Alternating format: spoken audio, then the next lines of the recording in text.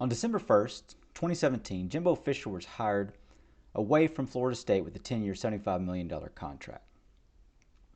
The hire was applauded by all, with the Aggies securing one of the handful of coaches with a national championship under their belt.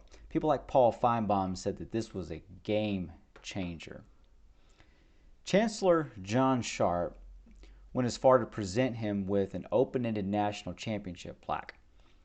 Jimbo chuckled. He said he hopes he can put a few on there. Jimbo was also given a pair of boots as he was welcomed into the Aggie family. Newly anointed Texas A&M head ball coach said he's a boot guy. Well, I'm a winning kind of guy. You can keep the plaque. I want the boots back. Now, you're listening to the AggieCentral podcast, and we're doing a 3-part series on replacing Jimbo. You interested in that? You want to join that conversation? You want to be back here for that? Subscribe to the channel. Have at it. Love to have you back as we dissect what this is going to look like to get this guy moved on. Now, to do that, I think the conversation boils down to 3 things. Who, what, and when. Pretty simple, straightforward. It takes a natural progression. I think the most natural place to start on this actually is what. Replace him with what, or what are we replacing? So let's just go through a few things and talk about that. That's where the conversation starts. If you're going to replace him, you got to know what you're going to replace him with. We'll get to the who, we'll get to the when. But think about this. To answer this question, Aggies need to ask themselves a question. What is it that you want? I think this probably can be summed up in 3 different ways.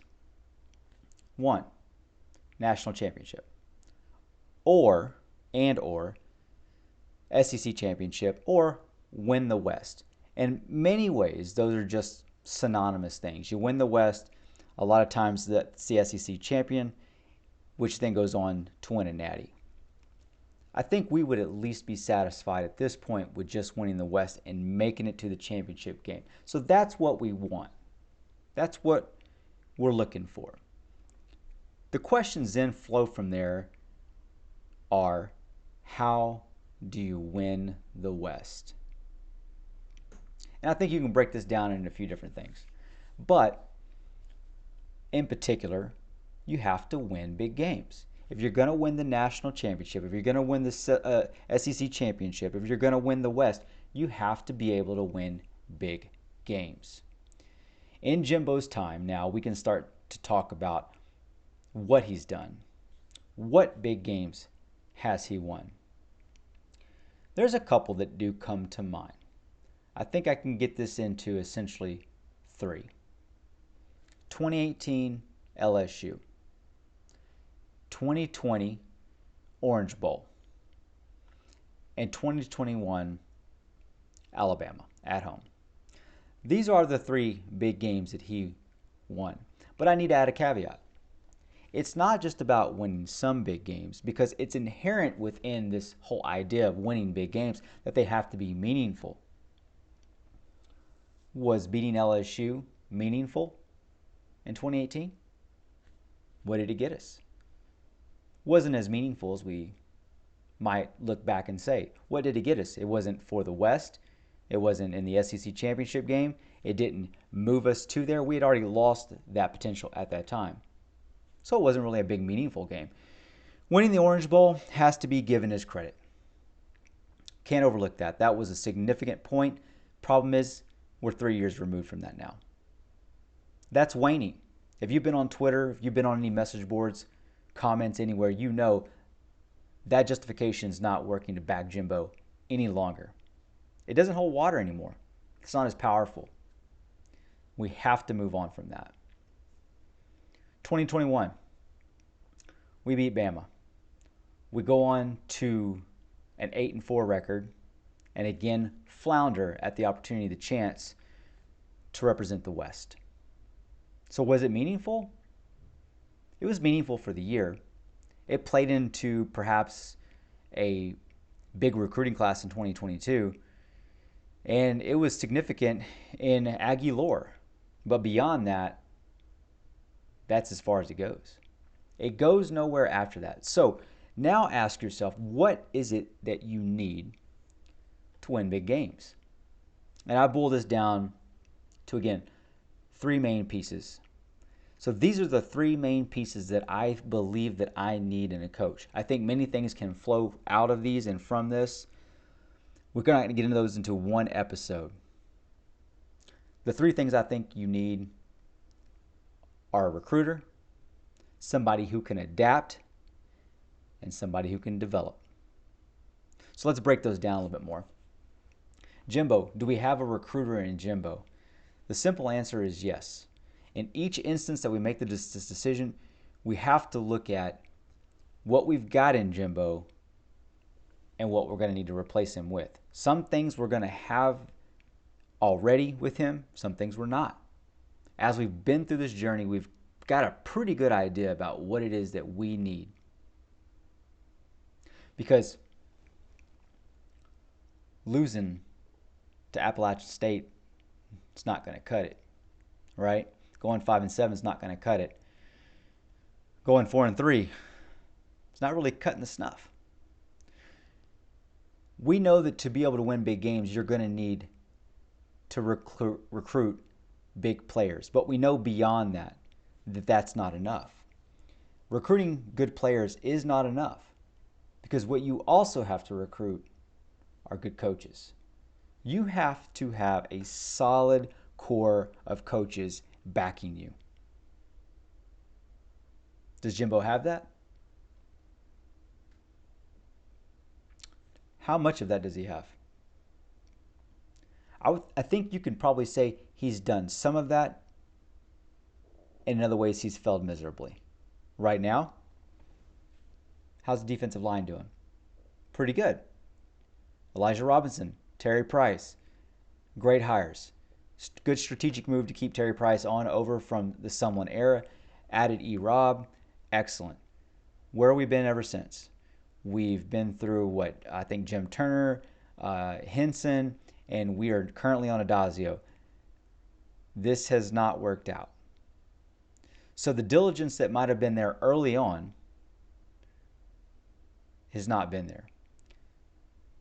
Now this gets into the developing aspect, I believe. Because no matter you recruit players or you recruit coaches, you have to develop them. Early on in this tenure of his at A&M, I think he had the urgency and the drive. I think there was a lot of momentum, and he hired some solid coaches to move us in that direction. He rode a lot of that wave, got a key win in Alabama. Here we are with a nice recruiting class in 2022. Fantastic. But somewhere along the way, that drive fell short. We were relegated, or he relegated himself to hiring folks that weren't going to get it done, or he himself has not developed those coaches, which then develops the players. There is no excuse that we don't have the players, correct? Absolutely zilch. No way possible can that be the excuse. Players are there. They have to be developed. What's the strength and conditioning coach doing? Did we get lazy on that hire, or are we not holding that position accountable? And that's on Jimbo's part, right? Right. So developing the players, developing the coaches, that's step 2. Step 3, as we've been through this journey, especially the last 2 to 3 years, Jimbo has had the problem with adapting. He has been terrible at adapting, particularly at the offense. We have Petrino on staff now. Who is looking at our offense right now and saying, you know what? That's a Petrino offense. I know we don't have the same quarterback we had that he had at Louisville. However, where's the creativity? To me, it looks like we're doing just the same stuff we've been doing. Where's the adaptation been? We've got people like Evan Stewart, Noah Thomas, Aniyah Smith, Moose Muhammad, Reuben Owens, Le'Veon Moss. Connor Weigman, y'all, on the line. There's a enormous amount of talent across that offensive line. There can be no other reason for the degradation in these groups of either they weren't actually recruited well and we missed on all of them, or they're not being developed, which is more likely. I think in this case it's probably that we're not developing. So can he recruit? Yeah, sure, he's doing that. Can he develop? I think that's something that we're completely missing, and that's what we'll need in a new coach. Can he adapt? I think the answer has been solidified. Adaptation is 2 out of 10. There has been no adaptation to the new game, no adaptation to our players. For Pete's sake, we are in year 6 and we are still trying to execute. Now, you've heard me go off on that rant multiple times, so I will spare you at this point. But those are my 3 things. Those are my 3 things. So what do we need? We need a recruiter, we need an adapter, and we need a developer. Those are at the top of my list for new coaching hires when we get to that time and when we start to develop the list of who. Frustrating time. Very frustrating time, but I've got some good news for you. Quick channel update. I want to give a big shout out to you all. Just passed 1,000 subscribers the other day.